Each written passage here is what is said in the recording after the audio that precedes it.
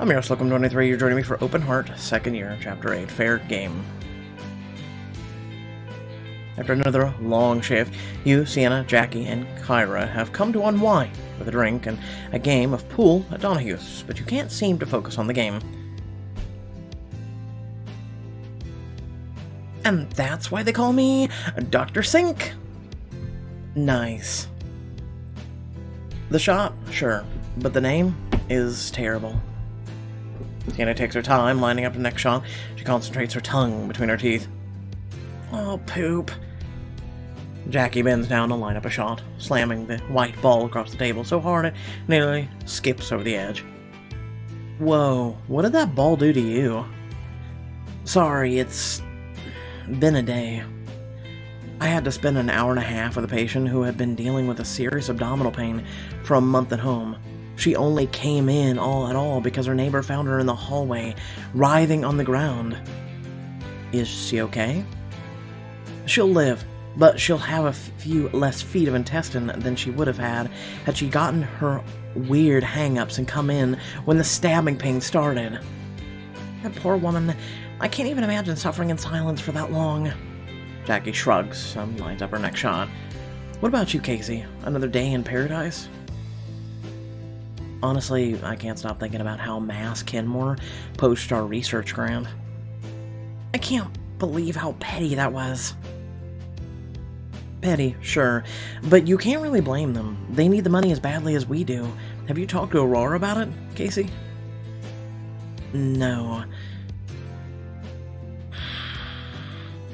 I don't want to turn it into a big thing. Kinda seems like it is already a big thing for you. For me, not for us. I'm not about to make things weird between us over something a guy she worked with then. Things are really nice at home right now. I just need to get over what Tobias did and move on.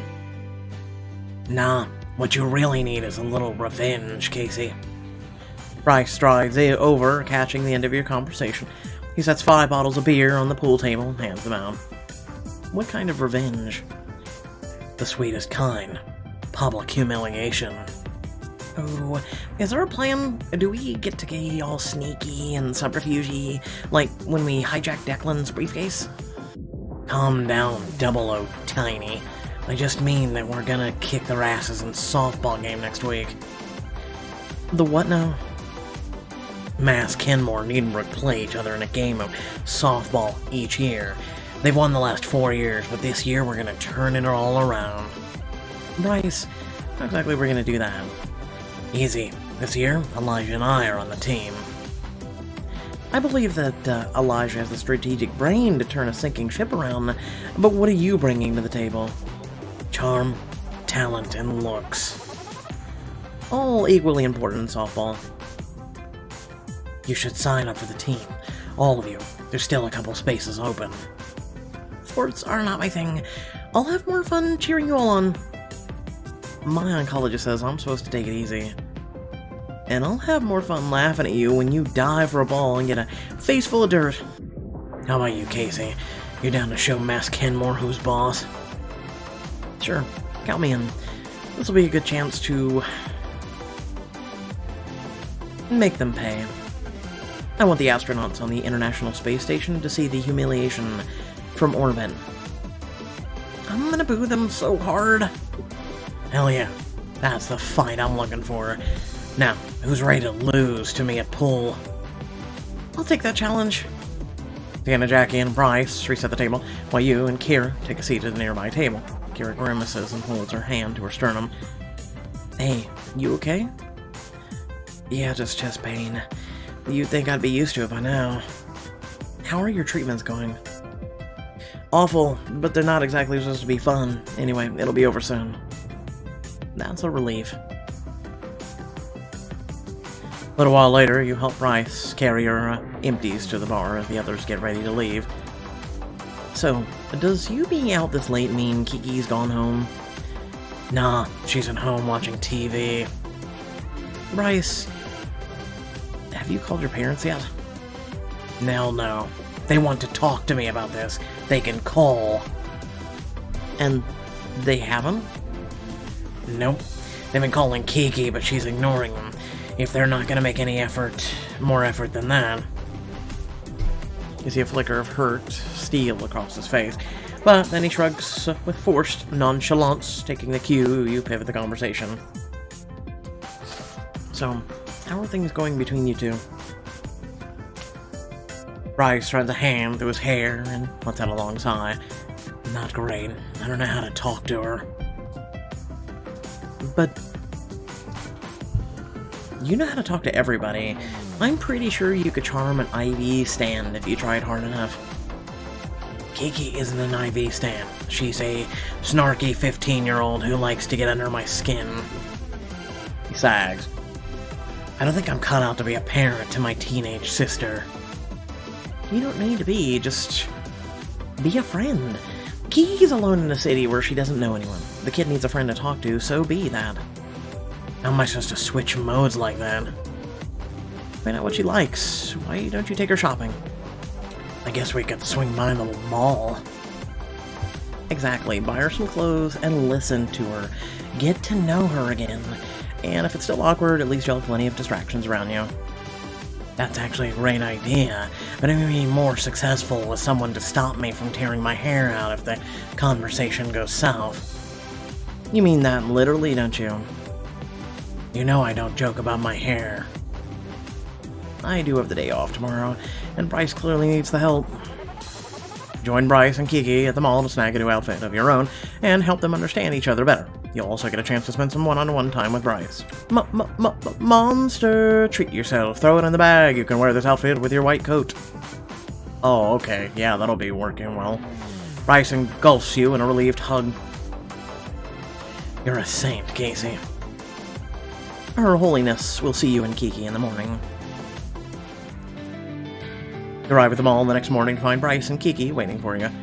Good morning, Haleys. Oh, hey, Casey. Oh, so she gets a smile. Mom says a woman can only smile a max of 4 times a day before her face loses elasticity. So, she should save her smiles for when they count. And you believed her. Tell me you didn't believe her. Nah, I'm just saying that Casey's more smile-worthy than you. Come on, are we here to shop or not? You bite back a laugh as Bryce purses his lips. You give him an encouraging smile as you follow Kiki through the mall. Seems like she's in a good mood. That's all on you. Let's look in here. Deafening pop music throbs from the entrance of a highly curated store. A quick glance around tells you it's some sort of place Bryce would usually avoid. He grimaces and then nods. Today's all about you, Kiki. If this is where you want to spend it, I'm there. Kiki's eyes widen a little in surprise. A faint smile curls her lips as she heads inside. You start rifling through the racks, idly pulling out pieces every so often. So what's your style, Kiki? That outfit's pretty hip. Yeah, I just bought this off a mannequin in the airport. I used the last of my allowance, actually. I guess I don't know if I really have a style. I usually wear whatever Mom buys me. Mom shops for you. I used to go with her, but her and Dad are so strict about what I wear, I gave up. There's not so much a point trying to have an opinion when you're gonna be dressed like a pilgrim, either way. That doesn't sound like them at all. What, you don't believe me? I didn't say that. Hey, Kiki, did you see the jackets over there?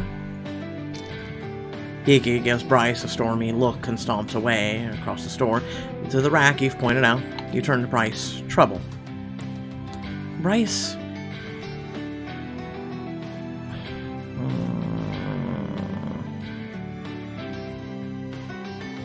Remember, you're dealing with a kid who just ran away from home. I know she acts like it was nothing, and that she's fine, but she's clearly sensitive. You can't say stuff that contradicts her experience. God, this is harder than med school exams. Yeah, that's getting to know people. What would you do if she were a patient? She's not a patient, technically. She is.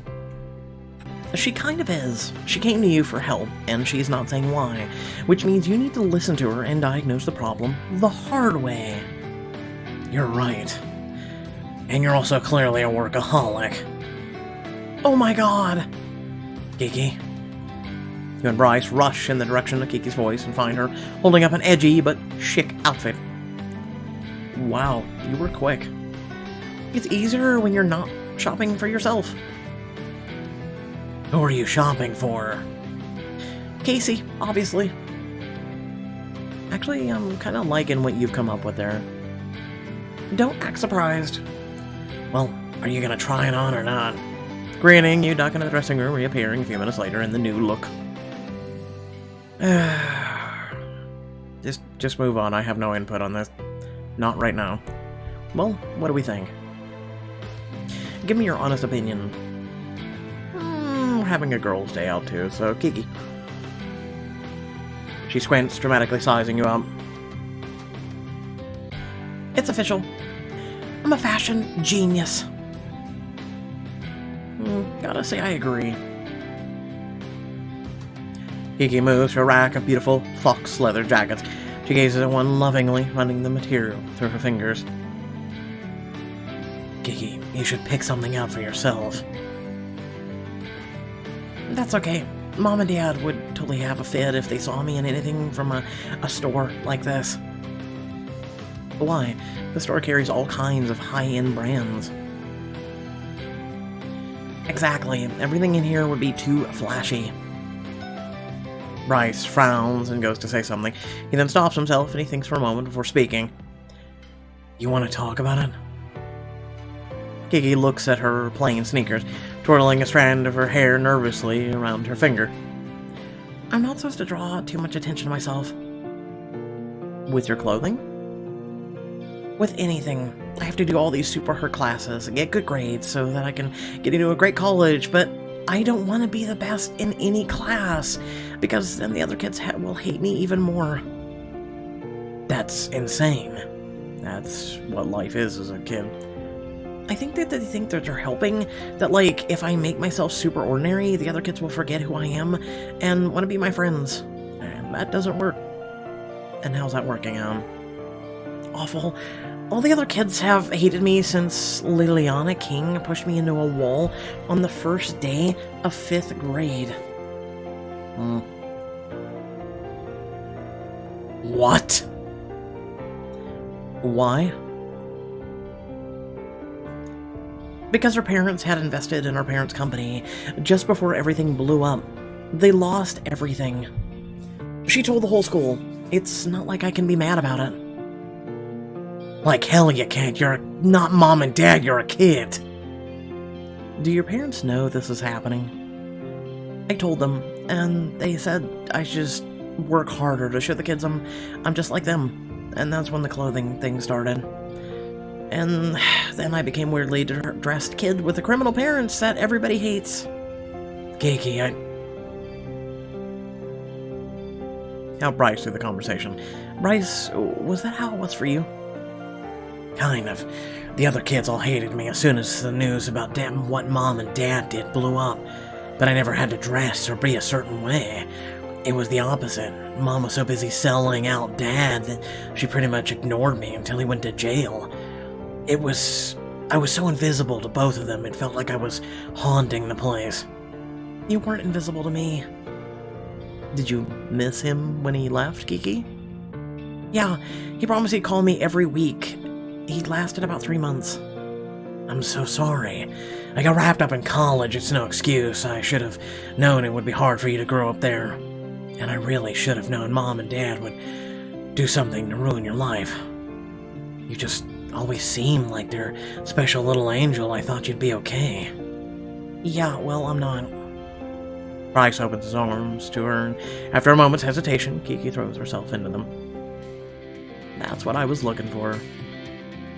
I'm sorry I was a jerk when I turned up, and, like, every day since. The only jerk here is me. You can stay with me for as long as you need, okay? We'll figure it out. Thanks, Bryce. They release each other and smile with matching grins. Clearly this calls for a celebration. Kiki, I'm buying you the jacket. Seriously? But I haven't even tried it on. You don't need to, it's perfect for you. The three of you spend the next few hours hitting up every shoe store and boutique in the mall, buying Kiki a whole new wardrobe. Oh man, I am exhausted. Was shopping always this tiring? Thinking of it as an endurance training for the softball game. Hey Bryce, do you mind if I go look in the bookstore? I'm sick of reading all those bricks you have around the apartment. You read my textbooks? I tried. Bryce laughs and digs a 20 out of his pocket. Pretty sure I'm morally obligated to let you buy books. Meet you back here in half an hour? Yeah, okay, thanks. Her eyes flick to you as she says it. You suspect the subtle gesture is all you're getting from her. Have fun. Kiki heads for the bookstore, and Bryce lets go of Kiki's bags, flops on the bench, and pats the seat beside him. You sit, giving him a friendly nudge. You did a great job back there. Thanks for pushing me to try. If that's what she's going through back at home, then I'm glad she came to me. It's good for her to get away from all that for a while. I'm proud of you, party boy. He grins at you, his eyes lingering in yours.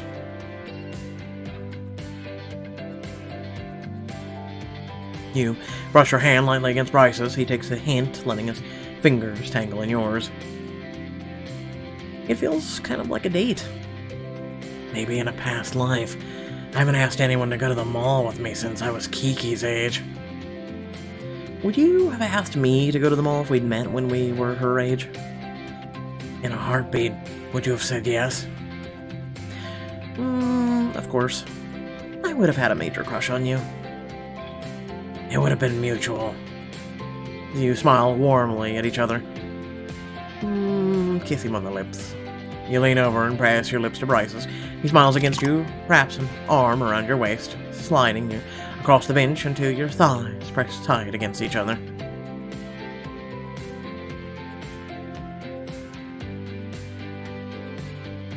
You draw your fingers through the long, soft strands of hair at the base of his neck, and sighs as lips find yours again.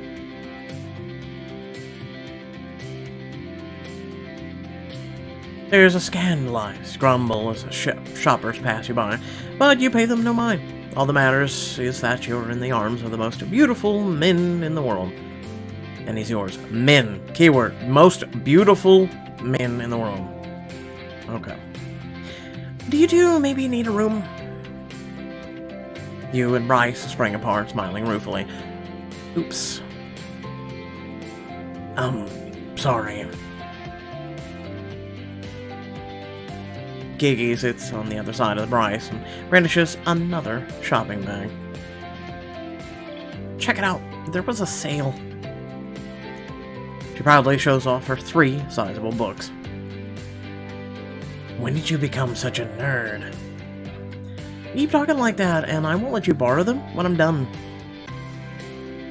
You smile and follow the LaHaley siblings back to the parking lot as they banter fondly back and forth, the tension between them a fading memory.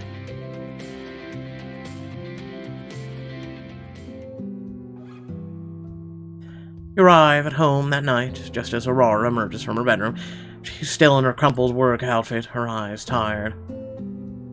Oh, hey, long time no see. Aurora purses, her lips fiddling with her badge as she talks to you. Yeah, I've been busy, extra busy at work because of the, well, you probably know which case I'm working. Aurora, it's okay, we're cool. Really? I was just so nervous this was gonna make things awkward between us again. Not a chance. I'm not okay with what happened, but at the end of the day, this stupid feud is between Tobias and Ethan, not us. That you know of. That's exactly how I feel, but I'm still allowed to cream you at softball game, right? You're allowed to try. You meet her eye. You both burst out laughing. The following evening, you leave the hospital and head for the subway station when you hear a loud thunk across the parking lot. Dang it! How do you hit it every time? You follow the sound around to the backside of the hospital where Elijah and Bryce are throwing softballs to Raphael, who's swinging a bat. Raphael's eyes light up as he sees you. Oh, hey Casey. Are you guys practicing for the game? Yeah, get over here. You gotta replace Raphael. He's too good. Oh yeah? Have you considered asking him to join the team? I can't believe you're not selling tickets to the show. Have you considered asking him to the team? Believe me, I'm trying. I can't play for the hospital I don't currently work for. I'm pretty sure Dr. Banerjee would bend the rules on this one. He wants to win as much as we do. Yeah, Raph, have you asked? I don't want to risk taking off my supervisor even more. I'm more than happy throwing the ball around with friends. What a waste. Grab a glove, Casey. We could use an extra player. And you need extra practice before the game tomorrow. Says who? Says the guy who lives with you and therefore knows you haven't played softball in at least a year. Practice with the guys for an extra boost that could help you win the big game against Mass Kenmore. Throw me a glove. Yeah, that's the spirit. Raphael tosses you a spare mitt. Do you have much experience with softball, Casey? Experience? I'm aware that it is a sport. What, you don't even play? At all? What can I say? I'm a professional spectator. Oh my god, we have more work to do than I thought. Jill Elijah, she can hang out in the outfield. You want to go right for the right field, Casey. It doesn't see as much action. But it does see some. Hit her the ball. I want to see what she's got. Still have basic eye-hand coordination, Elijah. We'll see. Raphael chuckles. Bryce scrubs a softball and his scrubs winds back and pitches a fastball. Raphael hits it expertly in your direction. Oof. You totter back, reaching for the ball, and miss.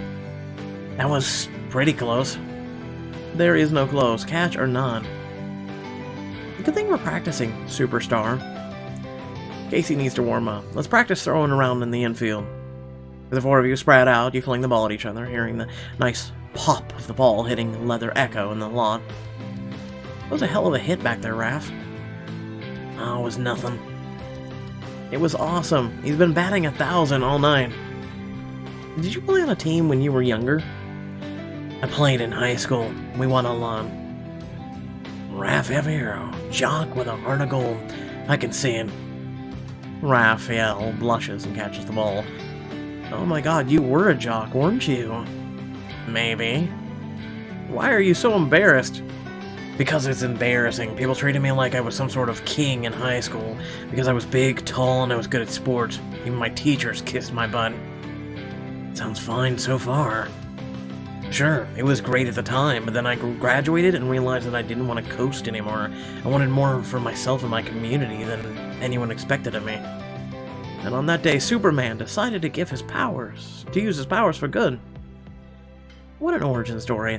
What about you, Elijah? Where were you on the high school team? Nope. I was a catcher on the junior league team. That's not cool. Tell me about it. The kid they let in wasn't half as good as I was. Some people just can't see past the chair. It is true. That sucks, Elijah. Don't feel too sorry for me. You're still talking to the king of the chess club and the president of the fantasy baseball club. What were you like in high school, Bryce? A shadow passes over Bryce's face, but it's replaced by his usual grin in an instant. Delightful. I can't see it. I was a surfer who aced classes without trying hard. You all would have hated me. Raphael and Elijah laughed. What about you, Casey? In high school, I was a nerd. I was all about books and grades. Oh, clearly it paid off for you. I think we'd been friends. I think so, too. Alright, Casey's all warmed up. Let's do some real practice. Casey, do you want to start with batting or pitching? Offense, defense, basically... I want to work on my offense. Alright, batter up. Let's see what you got. You take the bat and square up as Bryce lines up his pitch. You watch the ball as it arcs towards you, and... swing! The ball makes light contact with the bat and lands in the grass with a thud. Okay, I'm a little rusty. Here, let me give you some tips. You guide your hands over the bat. Okay, you want to hold with your fingertips, not your palm, to give you better control. Keep your elbows down, shoulders nice and relaxed, and when the ball comes at you, swing hard. Pretty much swing as hard as you can. Okay, I can do this. Elijah throws the ball back to Bryce. He pitches again, and this time you send the ball soaring across the empty lot. Whoa. And that's how it's done. Bryce runs up to you and holds his hand up for a high five. Slap his butt. Clap your palm against Bryce's, then continue swinging your hand down to land on his muscular butt with a satisfying slap. You let it linger there for a moment. Now, why didn't I think of doing that? Because you're not a genius like me. Bryce grins, his warm eyes lingering on yours. You'd better give me an opportunity to return the favor at the game tomorrow. We'll see. Well, hey, less butt grabbing and more practicing. None of us are leaving here tonight until we can all bat like Raph. You laugh and switch up the positions, the four of you talk and laugh long into the night. The next day, you finish your shift and head down to the locker room to change. What do you mean he went home? He just sent a text. He says a hospital bed got wheeled over his foot and he can't put any weight on it. Let me guess, we're down a teammate. And we have less than an hour to find someone who doesn't suck. Follow me. I have a plan. A few minutes later. Absolutely not. Please, Dr. Ramsey, we need you. Give me one good reason why I should spend my private time dressed in a cheap uniform, surrounded by people I avoid when I am paid to be around them. This is why I love this man. He's f***ing me. Because... Tobias is playing. He sure is. But he definitely isn't winning. Not if we have anything to say about it. You know what? I mean... Now if only we could get Raph. You and the others follow the smell of hot dogs to a nearby park. Staff from both hospitals are already there. Hot dogs and beers in hand. Yeah, that's right. Drink the beers. That's right. Intoxicate yourself. Ethan, my god, you were the last person I expected to see here tonight. Tobias Carrick saunters over from Mass Kenmore group. Aurora trails behind him, rolling her eyes at you behind his back. Sorry. Worried. Ooh, he actually looks good in uniform. Thrilled. This will make the victory that much sweeter. Tobias. Saddle. It's just a game. I'm of the wacky opinion that games should be fun. Trust me, I'm having fun. See you out there. Come on, Emery. Aurora gives a small wave and follows Tobias back to the Mass Kenmore team. I'm going to speak to Naveen before the game starts. I, for a minute, didn't even recognize him. Kiki's in a cab. I'm gonna go wait for her in the parking lot. Let's go check out the grill, Casey. The two of you are surveying the barbecues, enjoying all the smoky aromas when you hear a polite cough behind you. Oh, for the love of Christ, I'm destroying your team now. Hi, Casey. Hi, Elijah. Hi, Judas.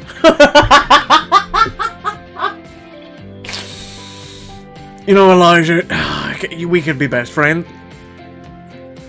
Yeah, that's about as well as I thought that was gonna go.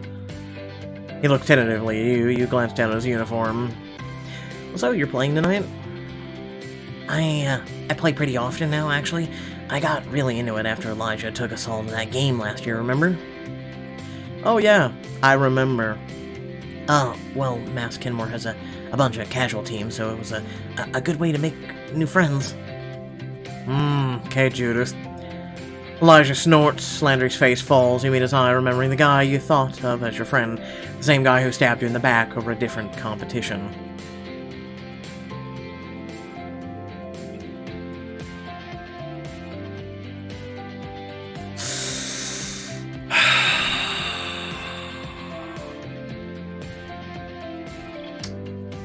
To your friends, I try not to be this way. God damn it, let me think. Be right back.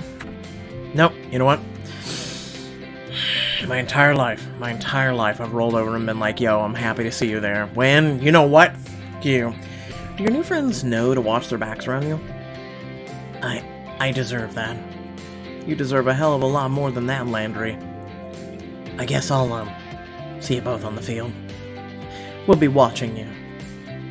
Landry grabs his hot dog and walks back to Mass Kenmore, side of the park, disappearing into a crowd of unfamiliar doctors. Damn it. I should have never gotten that guy into sports. You think he'll actually be good? It hurts me to say it, but yeah, between him and Carrick, I think we're gonna have a fight on our hands. Good. I don't want it to be easy. You order the hot dogs with Elijah and find your friends. You realize the two hospital's doctors have split off. No one's mingling with the other side. So much for friendly part of the competition. A little later, Naveen's voice echoes across the park with the assistance of a megaphone. No, I'm not pulling up out of a megaphone. Players, spectators, friends, the time has come for the 13th annual Crosstown game to begin. Naveen winds up and throws out the ceremonial first pitch as applause rings out. Good luck, guys! We'll be cheering for you. Raph, get down there, damn it. But only if you win. Wave to your friends in the bleachers and head out to the diamond. You ready for this, Ethan? Obviously. Home team alternates years. So this year is Edenbrook. Kenmore will bat first. Good luck out there. Worry about yourself, Remry. Bryce falls in beside you as you head out on the field. What position do you want to play? We've got room in the outfield, but we could use someone strong on third base, or the pitching mound. I didn't practice pitching. Might be better to leave that to someone with more experience. I'll take third base. You head out into the outfield, or infield, taking up a position near Bryce, pounding a fist into your mitt as you pass him. Eyes on the ball. You ready? Hell yeah. Further out, you see Ethan crossing his arms in the outfield. He came prepared. He came with sunglasses, which blocks out the sun. He came with a hat. Let's get this over with. The sooner we kick their ass, the sooner I can go home. And back at the home plate, Elijah dons a mask and readies himself in the catcher's position. The pitcher fires a fastball at Tobias, and he swings. Thwack! The ball connects hard with the bat and hurls through the air. And right into Bryce's glove. Go, Bryce! Game on. Spectators from the Edenbrook go wild. Nice work, meathead. Next up, Aurora, frowning in complete concentration. A moment later, the ball meets the bat with a crack. The ball pops up, dropping into a shallow center. Run, Aurora! Go, go, go, go! She charges around the diamond. Ethan springs forward, scooping up the ball, and in one fluid motion, he rockets it at you. Aurora around second base, bearing down on you with 1 foot on the base. You leap, lunge. Aurora slides, you lunge, stretching to keep your back foot on the base, and snag the ball a split second before she reaches the bag. You're out! Crap. You got me, Casey. Hell of a catch. Nice. Get it, Edenbrook! Woo, Casey! Aurora trudges off the field as a new batter steps up to the plate. 2 out, 1 up. Let's do this. The game speeds by. Both teams performing so well, the runs sit neck and neck at the end of every inning. Edenbrook! Edenbrook! Edenbrook, way. The Kitty's somewhat drunken rendition of Take Me Out to the Ball game starts up in Edenbrook bleachers as you reach the end of an inning. Mass Kenmore immediately answers it with their own louder version. Time for a break, everyone. We'll start again in 10 minutes. You stretch your arms and head over to a collection of coolers. Most of them have been ravaged by the spectators, but there are still a few bottles floating around. I'm going to take a sparkling water, thank you very much. You unscrew the cap on an ice-cold bottle of water and gulp it down. Keeping your head in the game, huh? I can get behind that. Get away from me, you prick! You wipe your mouth with the back of your hand and eye Tobias Carrick as he reaches for his own bottle of water. Can't risk getting too cocky. I won't make that mistake with you again. Which leaves plenty of other mistakes you could make with me. He grins wolfishly and takes a swig of water. By the way, I hope there's no hard feelings about Stephanie Hill choosing to continue her treatment at Mass Kenmore. Of course there are hard feelings. You stole my patient. You should have tried harder to keep her. Patients are all fair in game, Valentine. Yours and mine. Tobias, patient care isn't a game. Of course not. Everything we do is life and death stakes. Now it's the same for the hospitals. That doesn't mean we can't have some fun doing it, right? Until you screw up. You'd better be treating Stephanie right. We are. Better than you would have, no doubt. The second Aurora told me about her in your research grant, I had to meet her. Wait, Aurora told you about her? Gritting your teeth, you survey the crowd for Aurora and find her standing with the rest of your roommates. Aurora. What? Whoa, Casey, cool your jets. What's going on? We have two backstabbers in our midst. You ignore the others and get right in her face. All the players and spectators turn to see the commotion. Why is Carrick saying that you're the one who told him about Stephanie Hill? It's not what you think. Then what is it? I just wanted to pitch him on going after research grants for our patients. I didn't think he'd just steal yours. Uh-oh. Aurora, you should have known better. I've only met the man 3 times and I could have told you he'd react that way. That's not fair. I don't know, it is. She's right, Casey. She didn't do anything wrong. No, Casey's right. Telling a known competitive a-hole about his rival's big win is either calculated or really stupid. Please don't fight, you guys. What's going on over here? You realize your little confrontation with Aurora has caught the attention of all the doctors around you.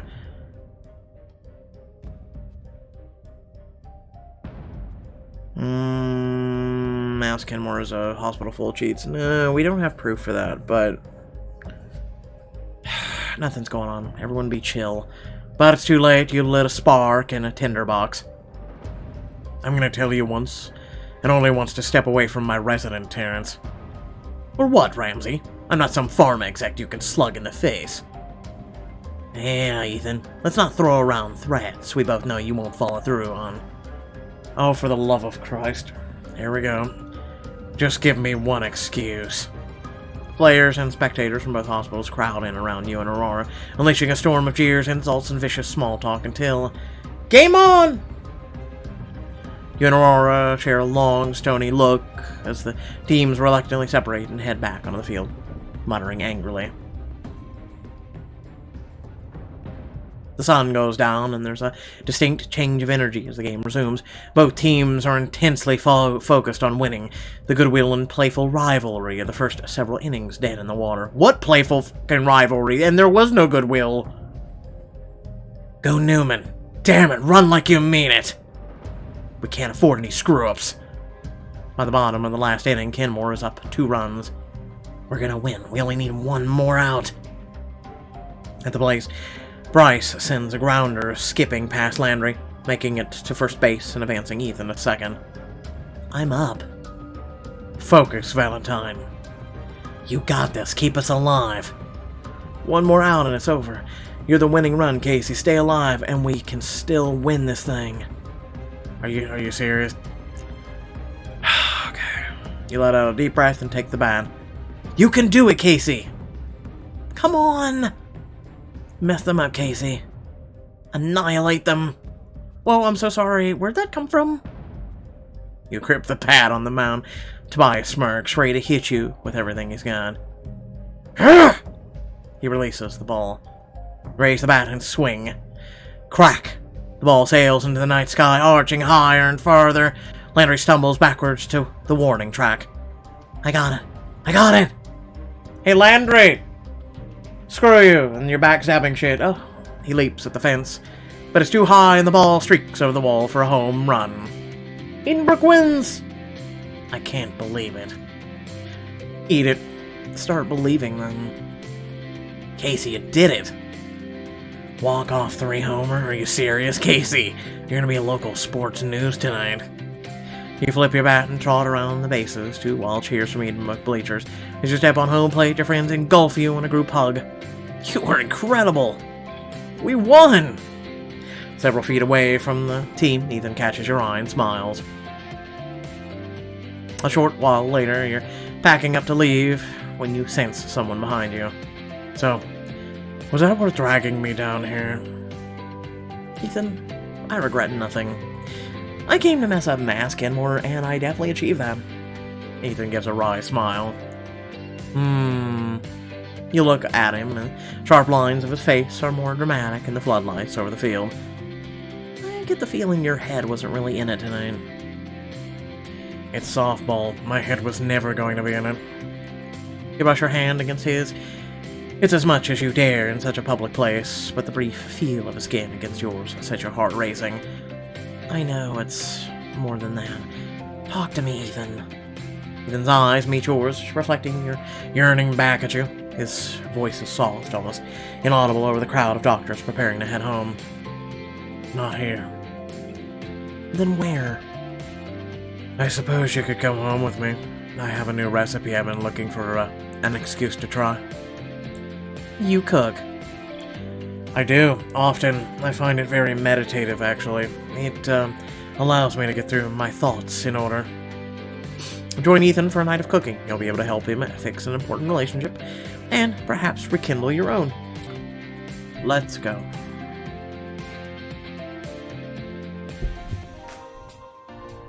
You and Ethan freshen up, and then you follow him back to his spotless apartment.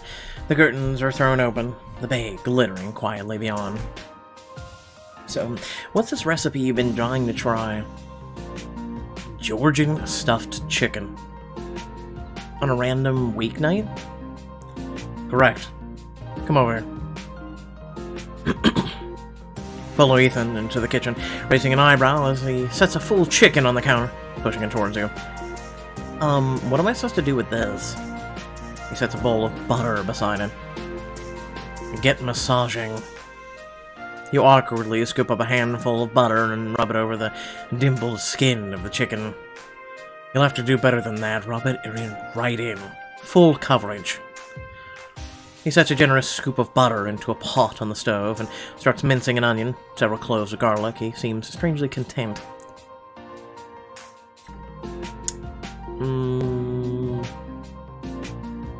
How long have you been a secret chef?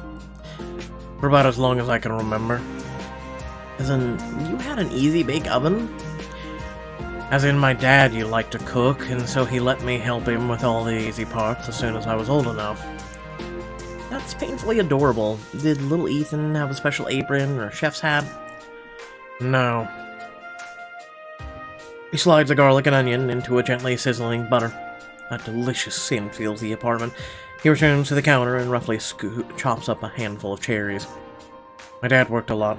He took on extra shifts, the kind of thing single parents have to do to keep the lights on. One way I could help was making dinner sometimes when he was exhausted. That's pretty sweet. I guess you got good at it. I make it my business to get good at everything. You finish up with the butter as Ethan adds cherries and a cup of rice to the saucepan. He inhales deeply. It's missing something.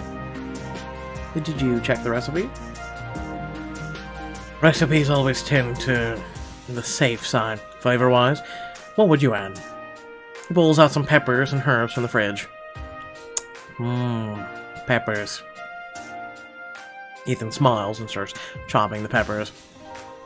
I would have known you wanted a little more heat. It's not the only kind of heat I'd like to have. Ethan's eyes meet yours, a look of intense longing passing over his features. Then he sucks in a deep breath and turns back to the cutting board. You make it hard to stick to my intentions, Casey. Good.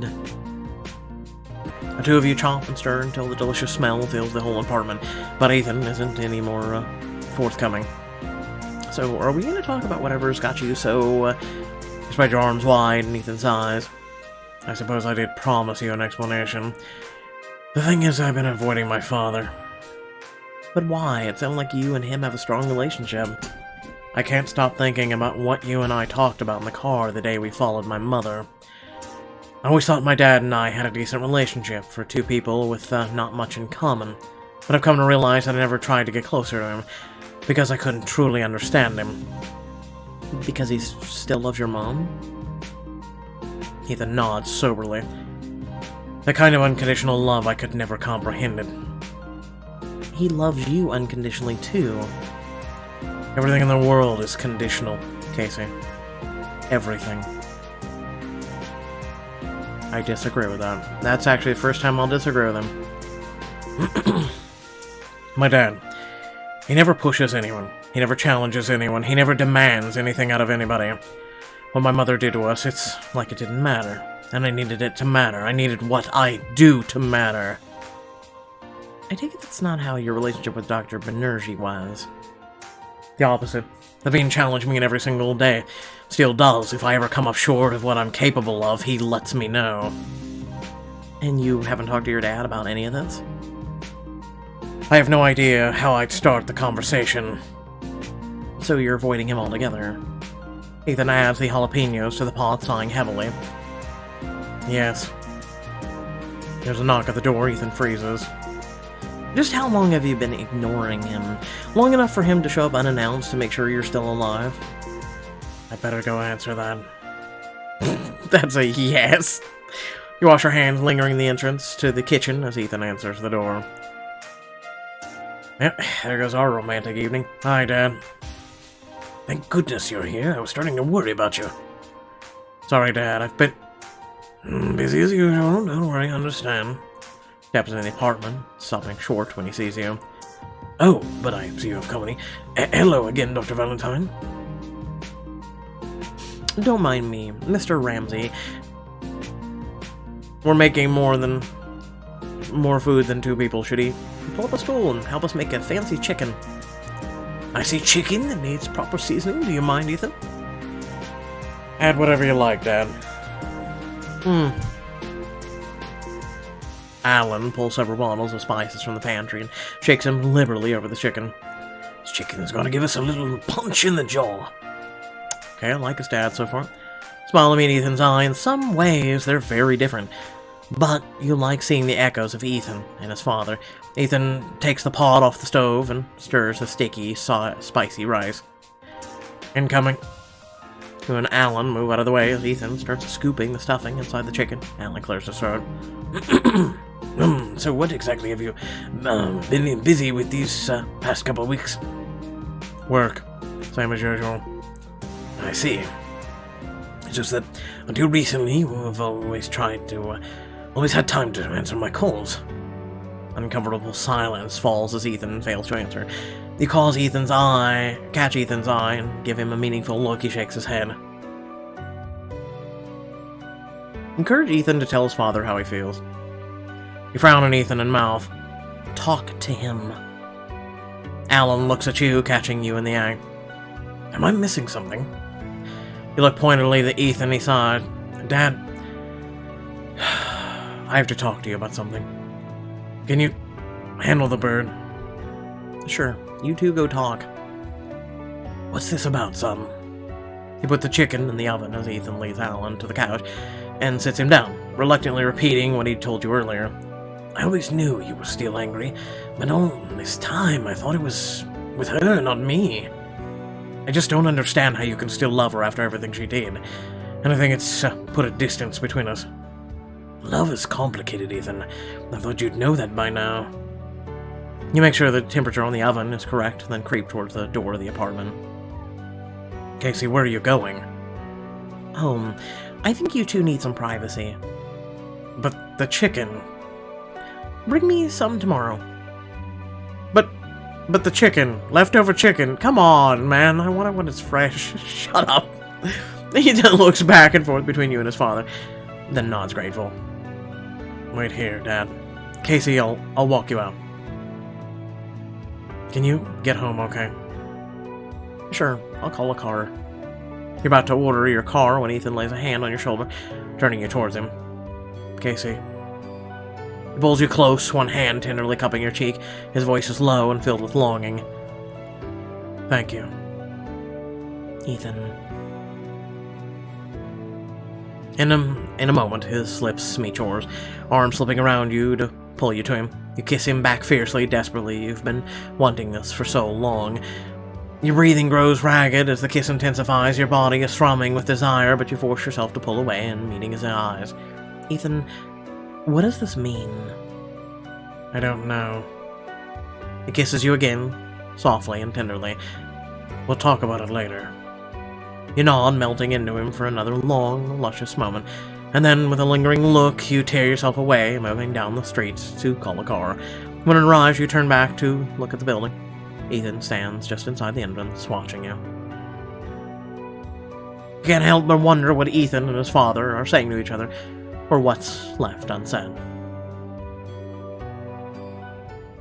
The next day, you emerge from a patient's room and are almost bowled over by Jackie. Casey! Jackie, what? No time. There's an emergency. Come with me. She runs down the corridor before you can ask her any questions. You follow her past the elevator and down a set of stairs. This isn't the way to the ER. I know. You hear a thunderous coughing fit echo up the corridor. A wave of dread rushes over you. You follow Jackie through another door and find Kira on the floor of her small accounting office. Head between her knees as coughs rack her thin body. She has a tissue pressed to her mouth, stained red with blood. Kira! A flash of fear crosses Jackie's face, and then it's gone, in behind a mask of calm professionalism. I came as soon as I got your page. What symptoms are you experiencing? Has anything gotten worse recently? Tears shine in Kira's eyes as cough after cough racks her body. She's not able to stop long enough to get the words out. She was having chest pains in the bar the other night. Have they become more frequent? She nods weakly. We'll have to admit you, Kira. I'll call for a stretcher. Stay with her, Casey. Right. You take a seat on the floor beside Kira. Place a gentle hand on her back. Kira, I don't understand. You told me your treatments were working.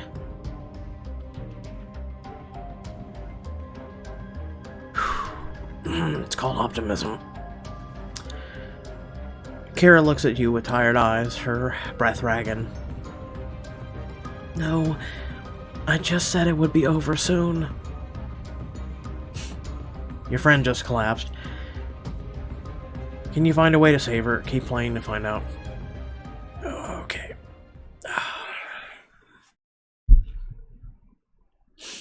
Without further ado, thank you all for watching. Please remember to like, share, and subscribe. Head down the description below, links to social media, Discord, and a few links to support me and my content. Please remember that I have a video up on the channel. It's your world. It's your time to shine. Pretty much, it's if you have any questions for me whatsoever, please consider dropping any and all questions that you might have in there. If you're too shy or whatnot, pretty much feel free to DM me or private message me. Long story short, I'm doing a live stream tomorrow, and I'll be answering all the questions. Tomorrow being Sunday, if you're watching this in the future, and you post questions in there, I will try and go back to the video and answer them one-on-one, replying to you, but otherwise, I might do another Q&A session here in the future. Like I said in the video, everything is finite, and there's a reason why I'm doing this. I'm trying to be as subtle as possible, people, but apparently no one really cares about me as an individual, and I could be wrong. I know that's kind of depressive.